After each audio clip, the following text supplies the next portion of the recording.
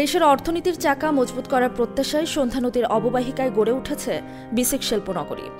অর্থনীতিতে গতি আনা তো দূরের কথা, ৮৬ বিঘার শিল্পনগরী জুড়ে এখন শুধুই হতাশার ছাপ।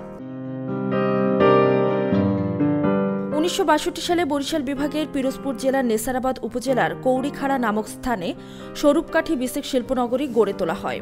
তবে প্রতিষ্ঠার ৬৩ বছরে বেহাল অবস্থা আর অব্যবস্থাপনায় এটির প্রধান পরিচয়।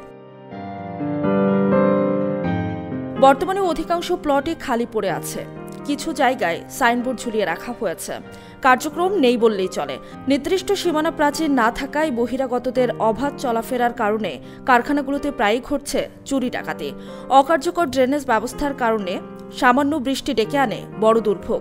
এমন অবস্থার জন্য কর্তৃপক্ষের উদাসীনতাকেই দায়ী করছেন শিল্প উদ্যোক্তারা। এক্সট্রিম মশার কয়েল প্ল্যান্ট ফাইবার দিয়ে তৈরি, ডেঙ্গু চিকুনগুনিয়া বাহি সহ যে কোনো মশার বিরুদ্ধে দেয় এক্সট্রিম সুরক্ষা। আমাদের এখানে রাস্তাঘাট অনেক ভাঙাচুরা, যার কারণে আমাদের হাঁটাচলা করতে কষ্ট হয়। দেখা যায় বৃষ্টি পড়লে অনেক কাদা পানি জমে বসে, এর কারণে আমাদের চলাচল অনেক বিঘ্ন ঘটে এবং এখানে মোটরসাইকেল, ভ্যান, বিভিন্ন যানবাহন চলাচল করে। এগুলোর যাবতীয় অসুবিধার কারণে দেখা যায় ঠিকমতো চলাচল করতে পারে না।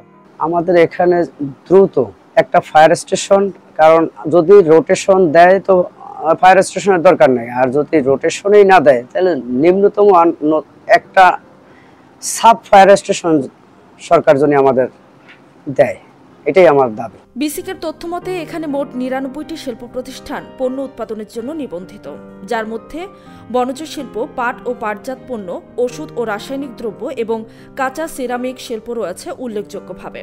প্রতিবছর এখানে উৎপাদিত পণ্যের বাজার মূল্য প্রায় ১৬৯ কোটি টাকা, যার মাধ্যমে সরকার আয় করে ১৮ কোটি ৫৯ লাখ টাকার রাজস্ব। গত অর্থবছরে বিসিক শিল্পনগরীর জন্য ৩৫ লক্ষ টাকা বরাদ্দ এসেছে।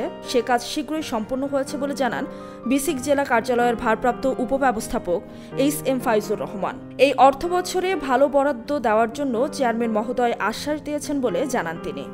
বিসিক শিল্পনগরী এবং বিসিক জেলা কার্যালয়ের পক্ষ থেকে প্রধান কার্যালয়ে বিভিন্ন প্রস্তাবনা পাঠানো হয়েছে। সে অনুযায়ী যে সকল প্রধান প্রস্তাবনা সেগুলো হচ্ছে রাস্তাঘাট, ড্রেন নির্মাণ, ব্রিজ নির্মাণ এবং নিরাপত্তার জন্য বাউন্ডারি ওয়াল করা, ফায়ার সার্ভিস ইস্যু এবং উন্নত গ্রেডে বিদ্যুৎ সরবরাহ, যাতে সবসময় বিদ্যুৎ পেতে পারে।